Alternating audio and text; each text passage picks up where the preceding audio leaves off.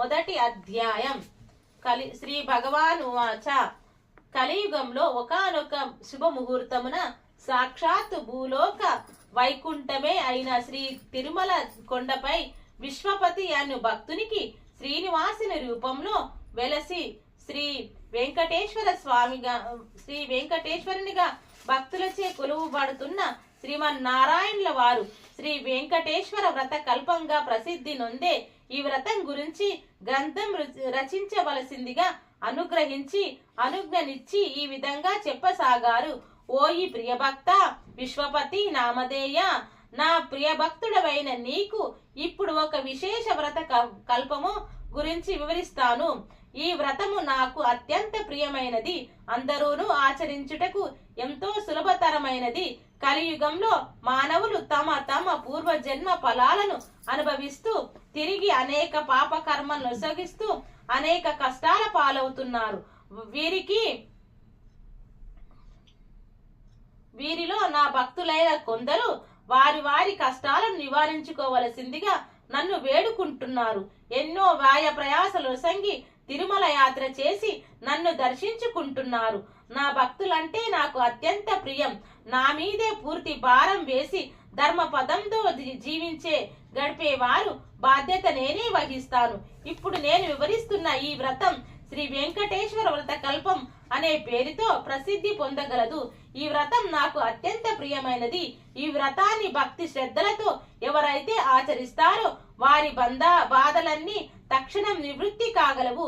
ఈ వ్రతం ఎవరైనను ఎప్పుడైనాను ఆచరించవచ్చును. ప్రత్యేకించి మార్గశిర మాఘ కార్తీక మాసముల యందు గాని పౌర్ణమి పంచమి సప్తమి ఏకాదశి తిథుల యందు గాని శ్రావణ స్వాతి నక్షత్రముల రోజు యందు గాని ఆచరించిన మిక్కిలి ఫలదాయకములు. ఈ కలియుగంలో నా భక్తులైన మీరు అనుభవిస్తున్న కష్టాలన్నీ నాకు తెలియను.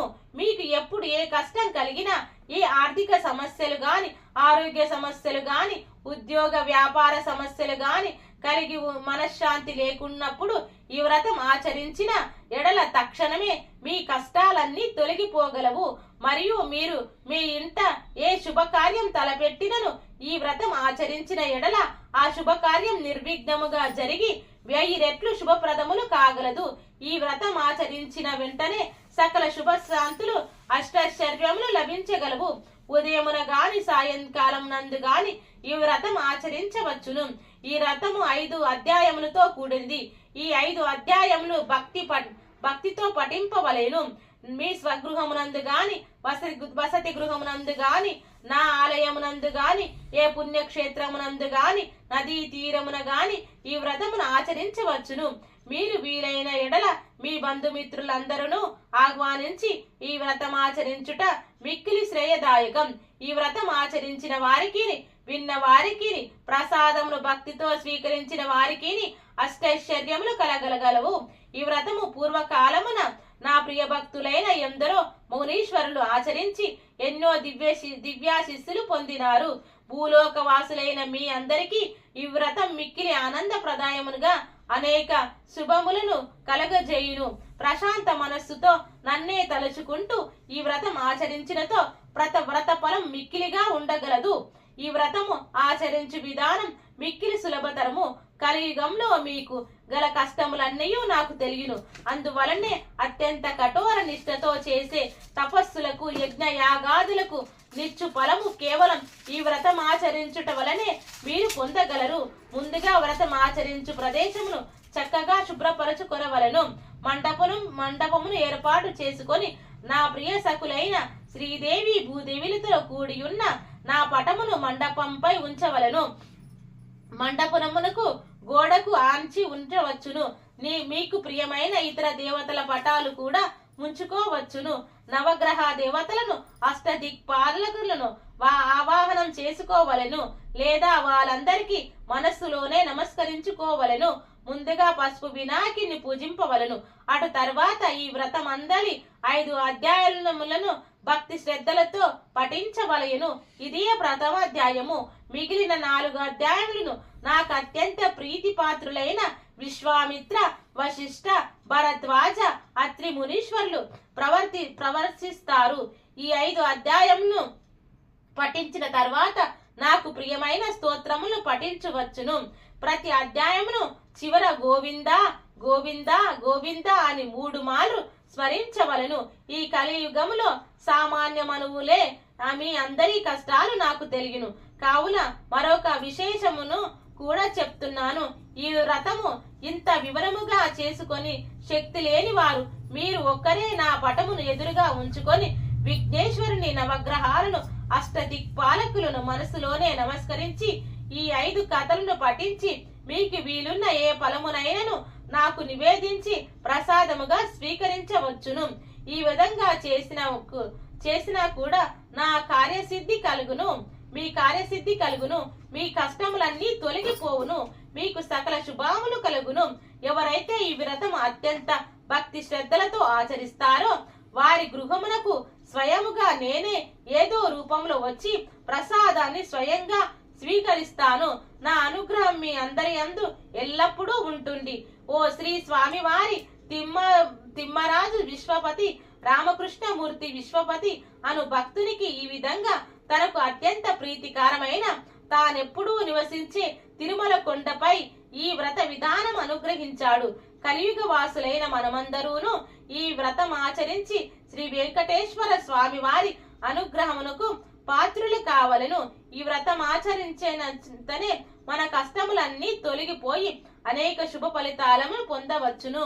గోవింద గోవింద గోవింద. శ్రీ వెంకటేశ్వర వ్రత కల్పం 1వ అధ్యాయం సంపూర్ణం. శ్రీ విశ్వామిత్ర ఉవాచ. ఈ అధ్యాయమును మనకు మహాతపస్సంపన్నులైన సాక్షాత్తు శ్రీ విశ్వామిత్రుల వారు అనుగ్రహించారు. ఓ కలియుగ వాసులారా, శ్రీనివాస ప్రియ భక్తులారా, మీరు ఆచరిస్తున్న ఈ శ్రీనివాస వ్రత కల్పం అతి పవిత్రమైనది, మహామహిమాన్వితమైనది. కలియుగంలో ఆ శ్రీమన్నారాయణ్ణి కరుణ కటాక్షలు పొందడానికి మిక్కిలి సులభ మార్గము. పూర్వకాలమున అనేక మంది శ్రీహరి భక్తులు ఈ వ్రతం ఆచరించి తమ అభిష్ట సిద్ధి పొందియున్నారు. ఇంత సులభతరమైన వ్రతమును మనకు అనుగ్రహించిన ఆ శ్రీనివాసుని స్వామి వారికి ముందుగా మనమందరము నమస్కరించవలను.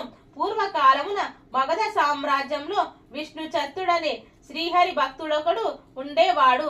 అతనికి 9 మంది స్త్రీ సంతానము కలిగిరి. ఎంతో పాండిత్యం కలిగినను మిక్కిలి పేదరికంతో బాధపడుచుండేడి వాడు. విష్ణు చిత్తుని భార్య తారామతి ఎల్లప్పుడూ శ్రీమన్నారాయణ్ణి ప్రార్థిస్తూ ఉండేది. అప్పుడప్పుడు వివాహాది శుభకార్యముల పౌరోహిత్య కార్యక్రమంలో దక్షిణగా వచ్చేడి కొద్ది సొమ్ముతో ఎంతో కష్టంతో పడుతూ కాపురం సాగిస్తున్నారు.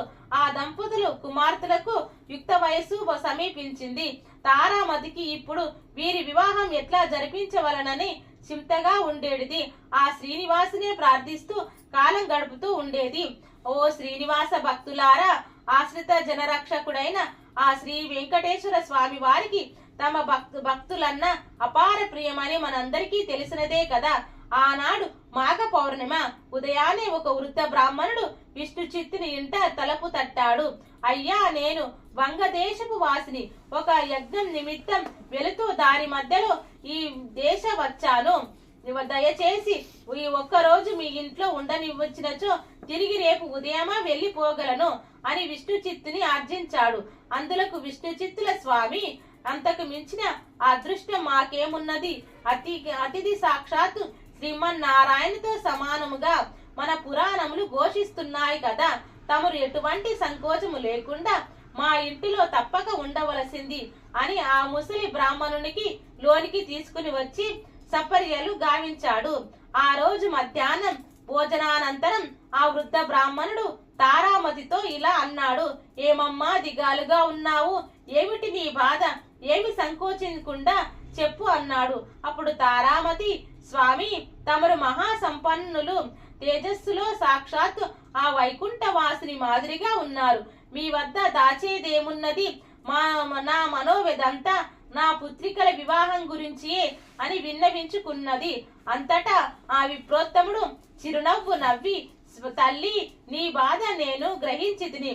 నీ కష్టాలన్నీ తొలగిపోయి కుమార్తెలకు శుభప్రదమైన వివాహం కలుగును గగుటకు ఒక అద్భుత వ్రతము మీకు చెప్పుదము. ఈ వ్రతం ఆచరించిన మీ కష్టములన్నీ పటాపంచలు కాగలవు. శ్రీ వెంకటేశ్వర వ్రతం. ఈ వ్రతం మిక్కిలి సులభతరము అని చెప్పి ఈ వ్రత విధానమంతయు ఆ దంపతులకు వివరించాడు. అంతట విష్ణు చిత్తుడు, స్వామి మహా సంతోషం, ఇంతకి మించి మహాభాగ్యం ఏమున్నది? ఎన్నో రోజులు ఎందుకు, శుభస్య శీఘ్రం అన్నారు కదా మన పెద్దలు.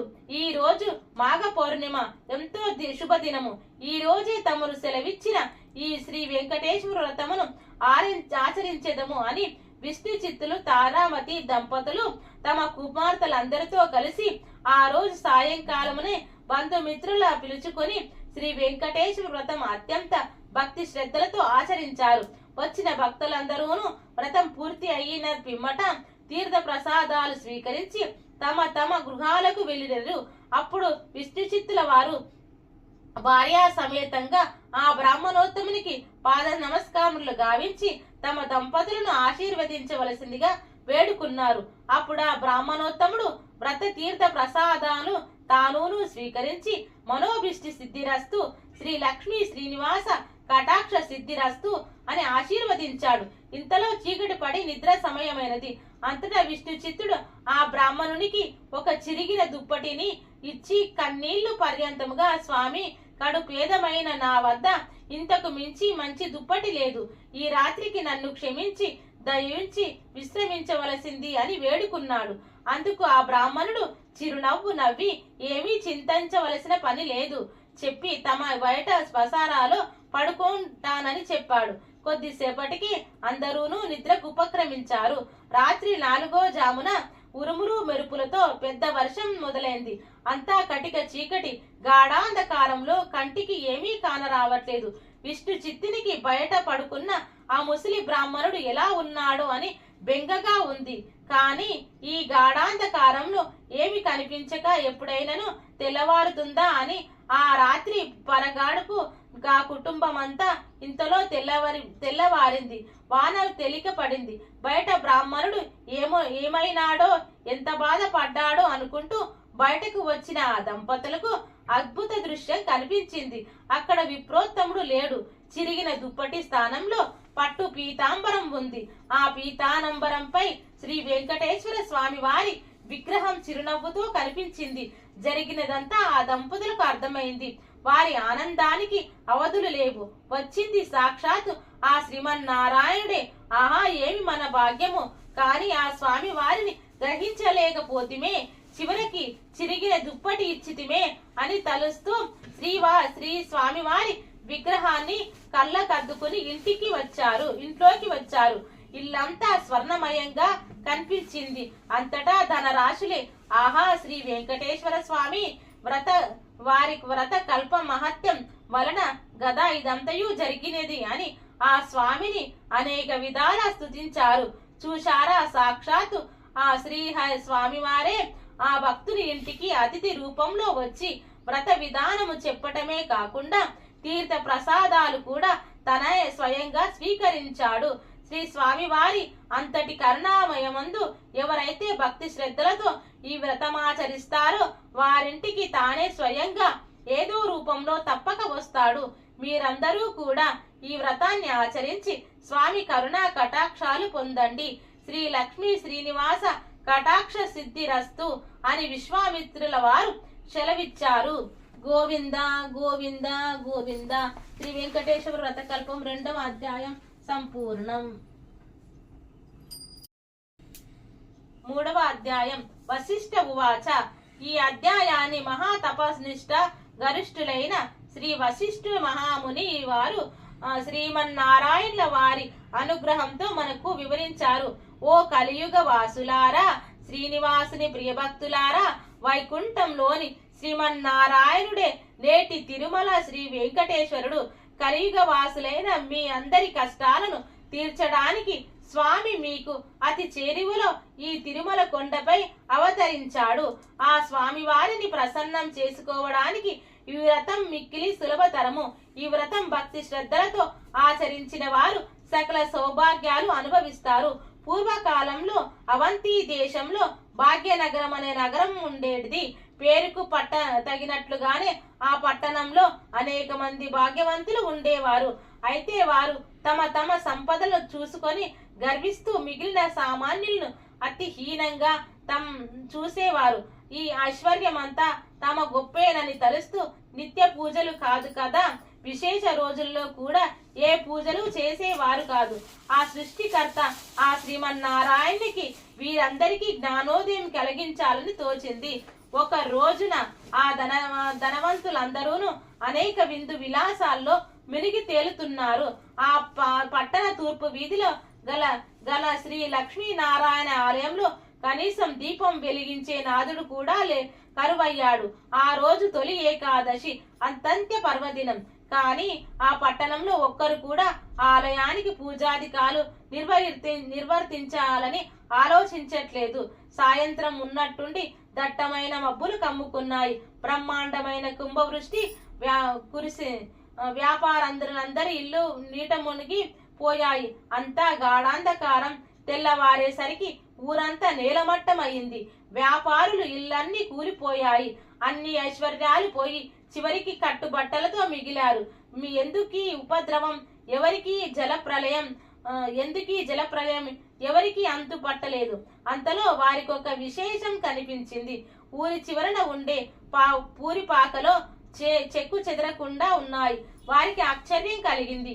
ఇంత కుంభవృష్టిలోనూ ఈ పూరిపాకకు ఎలా ఉన్నాయి అని వారిలో వారు అనుకుంటుండగా ఇంతలో ఒక పెద్ద మనిషి మెరుపు మెరిసింది. ఆకాశవాణి ఇలా పలికింది, ఓ మూర్ఖులారా, మీ సంపదలన్నీ మీ గొప్పతనమని తలుచుకోవటం వలనే ఇలా జరిగింది. ఆ పూరి గుడిసెలో నివసించే దేవయ్య నాకు ప్రియభక్తుడు. అతి సామాన్యుడైన దేవయ్య ప్రతిరోజు మీ ఊరిలోని శ్రీ లక్ష్మీనారాయణ ఆలయంలో దీపం వెలిగిస్తున్నాడు. అంతేకాక ప్రతి ఏకాదశి నాడు తమకు వీలున్నంతలో శ్రీ వెంకటేశ్వర వ్రత కల్పాన్ని నిర్వర్తిస్తున్నారు. ఈ వ్రతం ఫలితంగానే తమలో పాడే ఆ గుడిసెలలోని వారందరూ రక్షింపబడ్డారు. మీరందరూ కూడా ఈ వ్రతం ఆచరించిన ఎడల మీ ఐశ్వర్యాలు తిరిగి పొందగలరు అని వినిపించింది. వెంటనే వారందరూ ఆ ఆలయానికి వెళ్లే తక్షణమే అందరూ తలొక పనికి పూనుకొని శ్రీ వెంకటేశ్వర వ్రత కల్పాన్ని ఆచరించారు. ఈ వ్రత ఫలితంగా అందరి గృహాలు పూర్వ రూపంలో కనిపించాయి.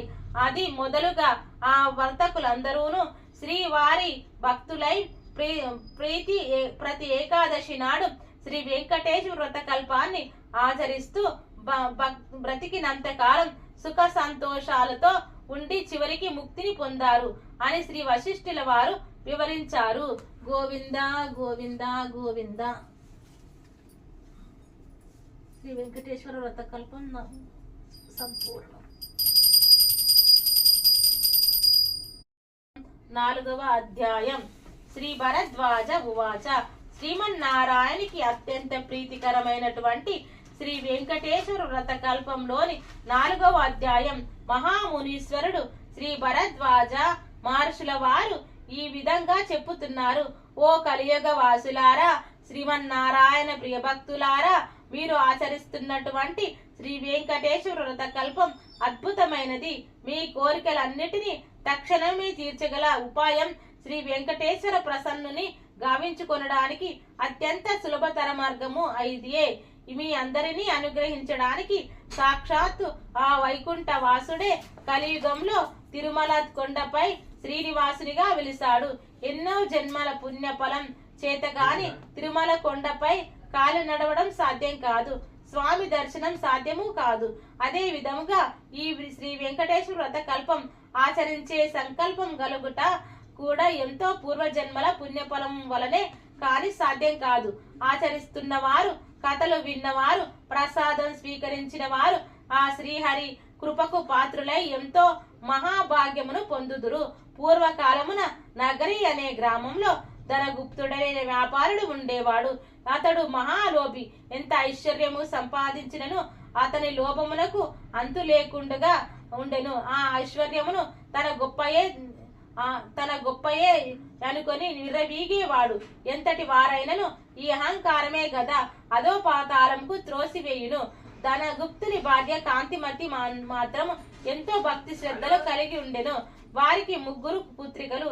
చివరి పుత్రికైన కుమారికి దైవ భక్తి ఎక్కువగా ఉండేది. ఎల్లప్పుడూ ఆ శ్రీనివాసునే తలుస్తూ ఉండేది. తండ్రిని తెలియకుండా వీలున్నప్పుడల్లా శ్రీ వెంకటేశ్వర స్వామి వారి ఆలయానికి వెళ్లి స్వామిని దర్శించుకుని వచ్చేటిది. ఇంటికి తిరిగి వచ్చిన ప్రసాదాన్ని అందరూ స్వీకరించిన తండ్రి మాత్రం ఎప్పుడూ తీసుకొనలేదు కాదు కదా. భర్త యొక్క ఈ ప్రవర్తనను కాంతిమతి మిక్కిలి చింతించింది. ఒక రోజు కుమారి తన స్నేహితుల ఇంట శ్రీ వెంకటేశ్వర వ్రతం జరుగుతుందని తెలుసుకొని తాను కూడా వ్రత కథను వినుదామని వెళ్ళింది. వ్రతం పూర్తి అయ్యేసరికి మిట్ట మధ్యాహ్నం అయింది. ప్రసాదం తాను స్వీకరించి కొంచెం పొట్లముగా కట్టుకుని ఇంటికి బయలుదేరినది. మార్గ మధ్యమున వచ్చేసరికి ఎండ తీవ్రత ఎక్కువైనది. ఎక్కడైనా కొంచెం దాహం తీర్చుకుందామని తలచగానే ఆ పక్క వీధిలోనే తన తండ్రి అంగడి ఉందని గుర్తుకొచ్చింది. ఆ అంగడికి వెళ్లి ఆ వ్రతం గురించి తండ్రికి చెప్పకుండా నీళ్లు అడిగి తాగింది. తండ్రి కోపగించుకుంటాడేమోనంత భయంతో కంగారుగా దాహం తీర్చుకొని వడివడిగా ఇంటి దారి పట్టింది. ఆ హడావిడిలో కుమారి ప్రసాదం పొట్లం దుకాణంలోనే మర్చిపోయి వదిలివేసింది. ఇంతలో ఆ బజారులో ఒక్కసారిగా అలజడి మొదలైంది. ప్రజలందరూ ఆహాకారాలు పెడుతూ పరిగెడుతున్నాడు. పెద్ద అగ్ని ప్రమాదం సంభవించి ఆ వీధిలోని అంగళ్ళు అన్ని అగ్ని దేవుని ప్రతాపానికి ఆహుతి కాసాగాయి. అసలే మిట్ట మధ్యాహ్నం, దానికి తోడు తీవ్రమైన వడగాలి. ధనగుప్తుని శరీరం భయంతో కంపించింది. ఇంకొద్ది క్షణాల్లో తన కళ్ళు ఎదుటే తన అంగడి కూడా బూడిద పాలు కావలసిందే. ఈ ఆలోచనతో చేతులు వణికిపోతున్నాయి. అంగడి నుంచి అందరూను బయటకు పరుగులు తీశారు. కానీ తాను ఉండిపోయాడు. విడిచిపోబుద్ధి కావట్లేదు. ఉంటే తాను మసైపోతాడు. ఈ కంగారులో చేతికి ఏదో పొట్లం తగిలింది. ఏ ఆలోచన లేకుండా తీసి నోట్లో వేసుకున్నాడు. తీయగా అనిపించింది. అంతేకాదు మనస్సు కొంచెం సింధపడ్డట్టుగా కూడా అనిపించింది. అప్పుడే ఒక అద్భుత సంఘటన జరిగింది. మండపాన్ని ధనగుప్తుడు ముందు దుకాణం వద్దే ఆగిపోయింది. ఒక్క నిప్పు రవ్వ కూడా తన దుకాణంపై పడలేదు. ఏమి ఈ విచిత్రం, ఏమి ఈ మాయ? ధనగుప్తుడికి నోట మాట రాలేదు. ఇంటిలో ఈ వీధిలో అగ్ని ప్రమాదం జరిగిందని ఇంటిలో తెలిసి భార్య కాంతిమతి కుమార్తెలతో సహా భయాందోళనతో ఆ శ్రీనివాసుని ప్రార్థిస్తూ అక్కడికి వచ్చారు. అంగడి వరకు వచ్చిన ఆ మాటలు పక్కనే ఉన్న అంగడి వద్దే ఆగిపోవడం చూసి సంభ్రమాశ్చర్యాలకు లోనయ్యారు. అప్పుడు కుమార్తెకు తను అంగడిలో మలిచిన పొట్లం గుర్తుకు వచ్చింది. ధనగుప్తుడును అంతకు ముందు తాను తిన్నది ఆ పొట్లంలోని పదార్థంగా గ్రహించాడు. కుమారి, ఆ పొట్లం శ్రీ వెంకటేశ్వర స్వామివారి ప్రసాదం అని తాను వ్రతంలో పాల్గొనటం అంతా వివరించింది. తాను స్వీకరించిన ఆ ప్రసాదం మహత్యం వల్లనే తాన ప్రమాదం నుండి బయటపడినట్లు ధనగుప్తుడు గ్రహించాడు.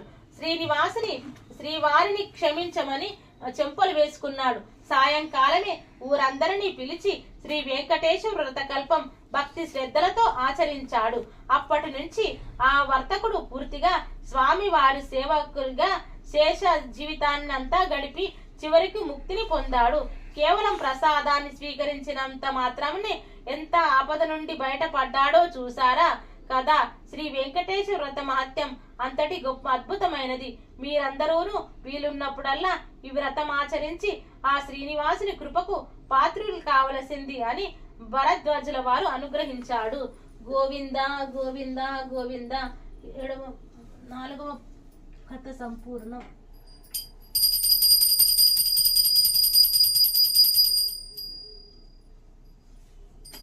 తిరుమల తిరుపతి. తిరుమలలో సమానమైన పవిత్ర ప్రదేశం గాని, శ్రీ వెంకటేశ్వరునితో సమానమైన దైవం గాని ఇంతకు ముందు లేదని, ఇక ముందు ఉండబోదని పురాణాలు ఘోషిస్తున్నాయి.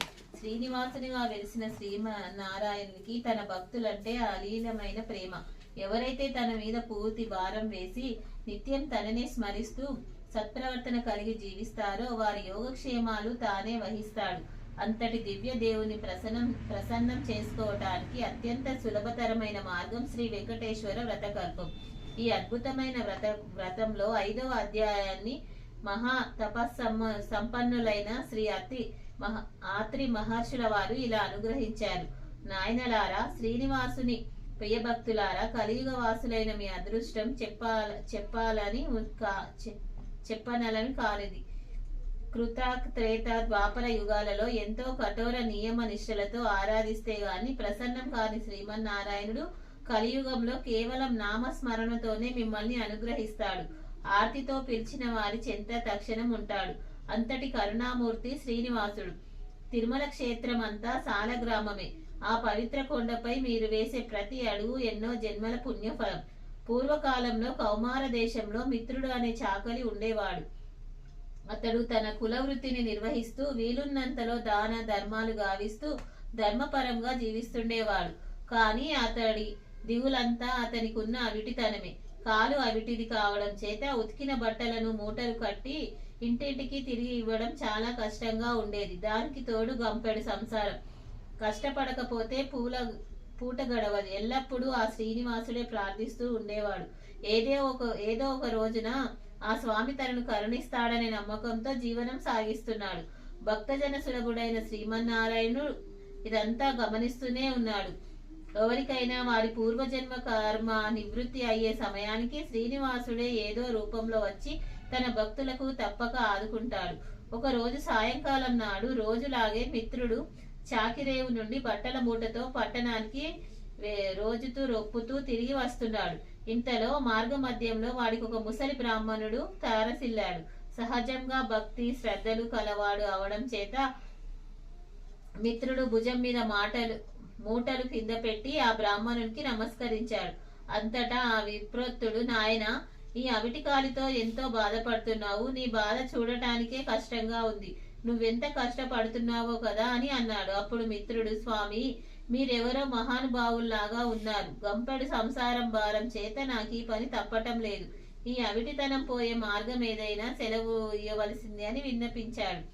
అప్పుడు ఆ ముసలి బ్రాహ్మణుడు, నాయన, తప్పక చెబుతాను, సావధానంగా విను. నీ అవిటితనం పోవడమే కాకుండా నీకు అష్టైశ్వర్యాలు కలిగే వ్రతం ఒకటి చెబుతాను. వ్రతం ఆచరించిన మరుక్షణమే నీకు 1000 వరహాలు లభిస్తాయి. అయితే ఒక షరతు, అందులో సగం నాకు సమర్పించాలి. రేపు మళ్ళీ ఇదే సమయానికి ఇక్కడికి వస్తాను అని చెప్పాడు. అప్పుడు మిత్రుడు, స్వామి, ఇంతకు మించిన మహాభాగ్యం ఏముంటుంది? ఆ వ్రతం ఏదో ఈ రోజే ఆచరిస్తాను, సెలవు ఇవ్వండి అని ప్రార్థించగా ఆ బ్రాహ్మణుడు శ్రీ వెంకటేశ్వర వ్రతకల్పాన్ని వివరంగా చెప్పాడు. మిత్రుడు రెట్టించిన ఉత్సాహంతో ఇంటికి వచ్చి విషయమంతా భార్యకు చెప్పి ఇరుగు పొరుగు వారిని ఆహ్వానించి శ్రీ వెంకటేశ్వర వ్రతాన్ని ఆచరించి తీర్థ ప్రసాదాలు తను స్వీకరించి వచ్చిన వారందరికీ పంచాడు. ఇంతలో ఇంటి బయట ఏదో కోలాహలం వినపడింది. మిత్రుడి కుమారుడు బయట నుంచి ఇంట్లోకి పరుగున వచ్చి, అయ్యా, రాజభటులు నీకోసం వచ్చారు. రాజుగారు నీకు కట్న కానుకలు పంపించారు అన్నాడు. ఇంతలో రాజభటులు వచ్చి మిత్రుడిని రాజుగారి ఆస్థానంలో చాకలిగా నియమించారని 1000 వరహాలు బహుమానంగా పంపారని చెప్పి మిత్రుడి చేతిలో 1000 వరహాల మూట పెట్టారు. ఒక వారం లోపల వచ్చి రాజుగారి కొలువులో చేరవలసిందని చెప్పారు. మిత్రుడు ఆనందానికి అవధుల్లేవు. వారం దాకా ఎందుకు, రేపే వెళ్ళాలి అని మూట ముల్లే సదురుకొని మరుసటి రోజు తెల్లవారుజామునే ప్రయాణం అయ్యాడు. ఆనందంలో ఈ ముసలి బ్రాహ్మణుడి సంగతే మర్చిపోయాడు. దారి మధ్యలో గుర్తుకు రాగా ఒక నెల తర్వాత కలవచ్చులే అనుకున్నాడు. వెళ్లి రాజస్థానంలో చేరాడు. రోజులు నెలలు గడుస్తున్నాయి. ఆ బ్రాహ్మణుడికి ఇచ్చిన మాట మర్చిపోయాడు. అంతే, బ్రాహ్మణ రూపంలో వచ్చిన స్వామివారికి కోపం వచ్చింది. మానవ నైజం అంతేనని అనుకున్నాడు. స్వామివారు తన మహత్యం తెలియజెప్పాలని నిర్ణయించుకున్నాడు. అంతే, ఆ మర్నాడే రాజస్థానంలో రాణిగారి నగలు మాయమయ్యాయి. ఆ అభాండం మిత్రుడి మీద పడింది. మిత్రుడికి కఠిన కారాగార శిక్ష పడింది. రాజభటులు మిత్రుడిని పలు విధాల శిక్షించారు. ఎందుకు ఇలా జరిగింది, ఎందుకు ఆ అభాండం తన మీద పడిందని తలపిస్తున్న మిత్రుడికి ఆ రాత్రి స్వామివారి కలలో కనపడి వృద్ధ బ్రాహ్మణుడి రూపంలో వచ్చింది తానేనని, తనకిచ్చిన మాట నిలబెట్టుకోకపోవడం చేతనే ఇలా జరిగిందని చెప్పాడు. అప్పుడు మిత్రుడు, స్వామి, నేను మిక్కిలి పాపాత్ముడిని. ఎంతటి అపరాధం చేశాను, దయచేసి నన్ను కరుణించండి. ఇక మీదట తప్పక ప్రతి నెల మీ వ్రతం ఆచరిస్తాను. నా సంపదలో సగభాగం ప్రతి నెల జీవితాంతం తమకే సమర్పిస్తాను అని చెంపలు వేసుకొని స్వామి వారికి పరి విధాల వేడుకున్నాడు. భక్తజన సులభుడైన స్వామివారు అందుకు సంతోషించి మిత్రుడిని అనుగ్రహించారు. శ్రీవారి అనుగ్రహం చేత రాణి నగలు వేరే ప్రదేశంలో మరుదినమే దొరికాయి. మిత్రుడు దొంగలించలేదని రాజు గ్రహించడం జరిగింది. మిత్రుడికి కారాగారం నుంచి వదిలేశారు. అప్పటి నుంచి మిత్రుడు స్వామివారికి ఇచ్చిన మాట ప్రకారం ప్రతి నెల శ్రీ వెంకటేశ్వర వ్రతం ఆచరిస్తూ తన సంపాదనలో సగభాగం స్వామివారికే సమర్పిస్తూ కలకాలం సుఖంగా జీవించి చివరన ముక్తిని పొందాడు అని ఆత్రి మహర్షుల వారు సెలవిచ్చారు. గోవింద గోవింద గోవింద. పంచమోధ్యాయం సమాప్తం.